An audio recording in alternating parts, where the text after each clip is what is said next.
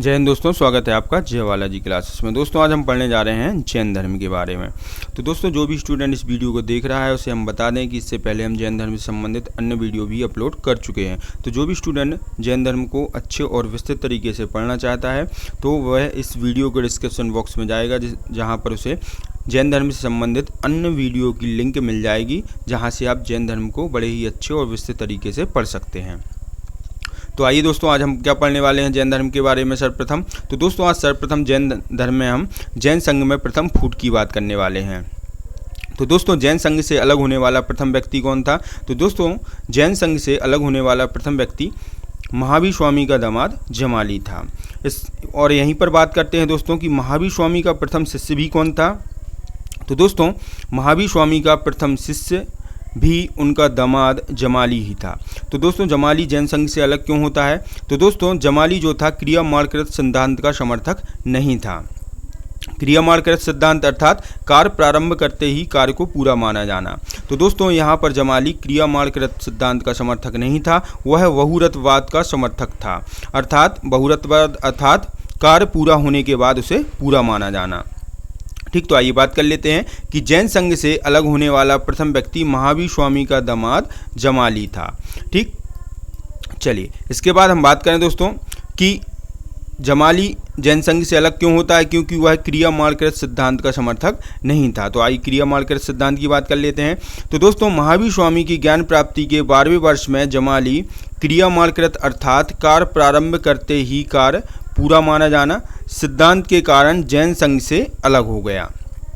ठीक, क्यों? क्योंकि वह बहुरतवाद अर्थात कार्य पूरा होने के बाद उसे पूरा माना जाना चाहिए का समर्थक था। ठीक, तो बहुरतवाद की बात करें तो जमाली बहुरतवाद का समर्थक था, अर्थात कार्य पूरा होने के बाद उसे पूरा माना जाना चाहिए।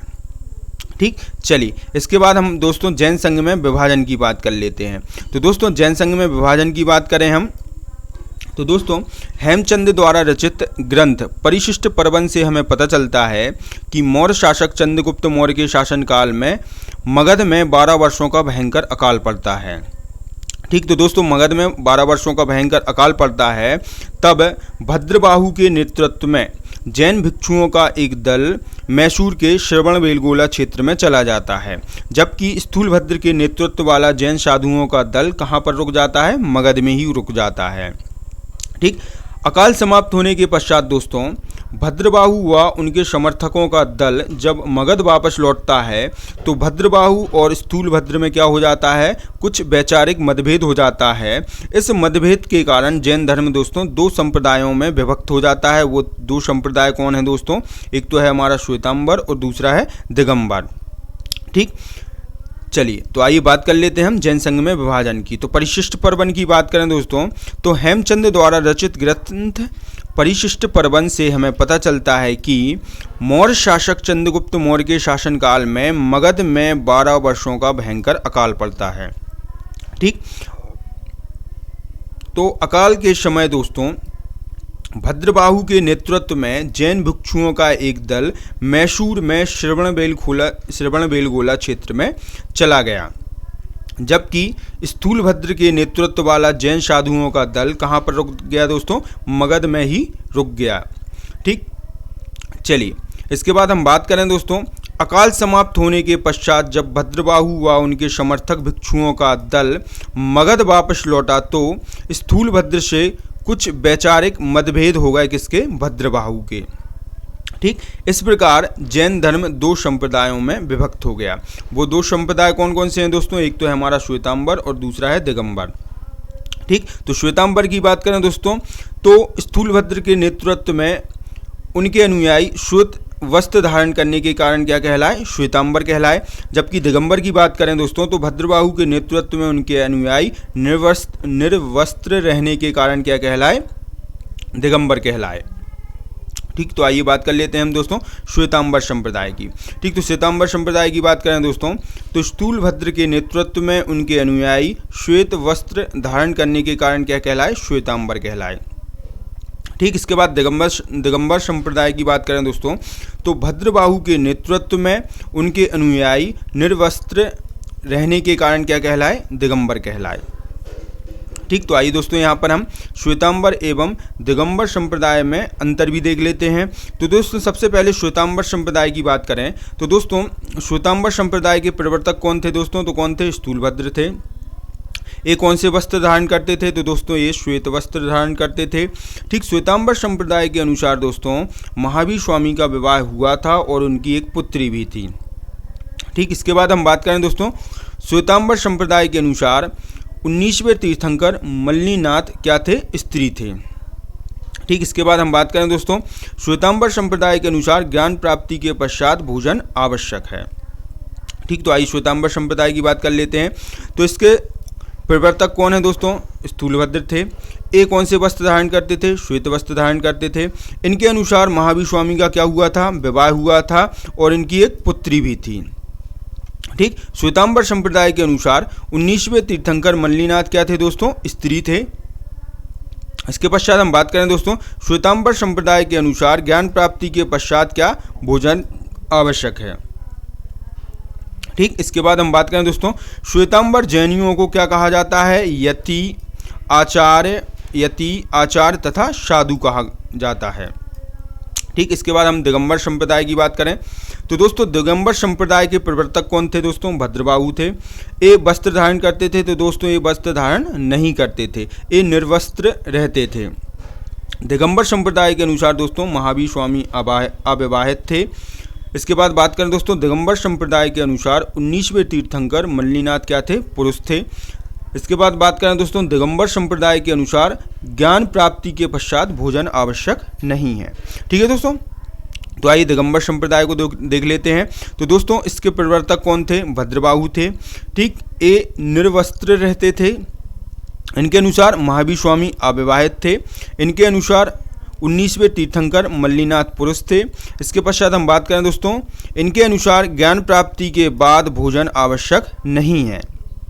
ठीक, इसके बाद बात करें यहाँ पर दोस्तों दिगंबर कर लेंगे तो यहाँ पर लिख लेंगे कि आप लोग दिगंबर। तो दिगंबर जैनियों को झुल्लक, इल्लक और निग्रंथ कहा जाता है।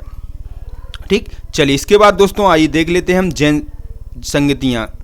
ठीक, तो दोस्तों जैन संगतियाँ की बात करें तो दोस्तों कुल कितनी जैन संगतियाँ हुई हैं? तो दोस्तों कुल 2 जैन संगतियाँ ही हुई हैं। तो आइए दोस्तों सर्वप्रथम देखेंगे हम प्रथम जैन संगति के बारे में। ठीक, तो प्रथम संगति की बात करें, प्रथम जैन संगति की बात करें तो दोस्तों प्रथम जैन संगति कब हुई है? तो दोस्तों प्रथम जैन संगति 300 ईसा पूर्व में हुई है। कहाँ पर हुई है?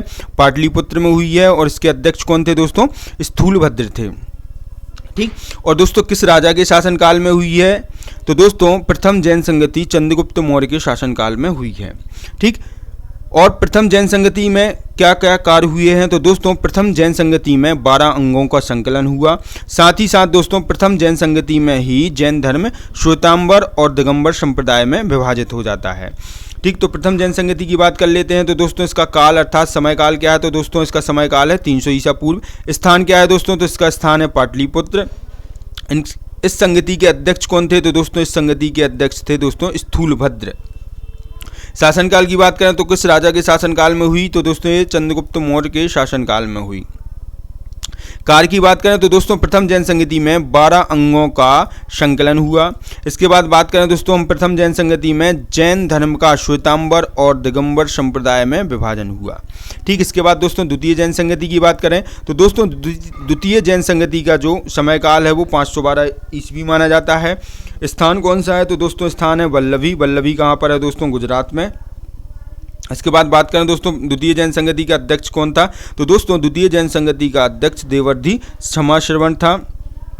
किस राजा के शासनकाल में हुई है? तो दोस्तों ध्रुवसेन प्रथम के शासनकाल में हुई है। ठीक, और कार्य की बात करें तो दोस्तों द्वितीय जैन संगति में जैन धर्म ग्रंथों को अंतिम रूप से संकलित कर लिपिबद्ध किया गया। ठीक है दोस्तों, तो आइए द्वितीय जैन संगति की बात कर लेते हैं। तो दोस्तों इसका समय काल माना जाता है 512 ईस्वी। स्थान की बात करें तो इसका स्थान माना जाता है वल्लभी। वल्लभी कहाँ पर दोस्तों? गुजरात में। द्वितीय जैन संगति का अध्यक्ष कौन था? तो दोस्तों द्वितीय जैन संगति का अध्यक्ष देवर्धि क्षमाश्रवण था। इसके बाद हम बात करें दोस्तों शासनकाल की तो दोस्तों द्वितीय संगति किस राजा के शासनकाल में हुई? तो दोस्तों द्वितीय जैन संगति ध्रुवसेन प्रथम के शासनकाल में हुई। दोस्तों ध्रुवसेन प्रथम जो था गुजरात के वल्लभी में मैत्रक वंशीय शासक था। ठीक, इसके बाद हम बात करें दोस्तों कार्य की, तो दोस्तों द्वितीय जैन संगति में जैन धर्म ग्रंथों को अंतिम रूप से संकलित कर लिपिबद्ध किया गया। ठीक है दोस्तों, तो यहाँ पर दोस्तों ये हो गई हमारी जैन संगतियाँ। इसके आगे दोस्तों हम जैन धर्म के बारे में नेक्स्ट वीडियो में पढ़ेंगे। तो दोस्तों यदि आपको हमारे पढ़ाने का तरीका अच्छा लगता है तो हमारे चैनल को शेयर करें, सब्सक्राइब करें और हमारे वीडियो पर लाइक और कमेंट करना ना भूलें।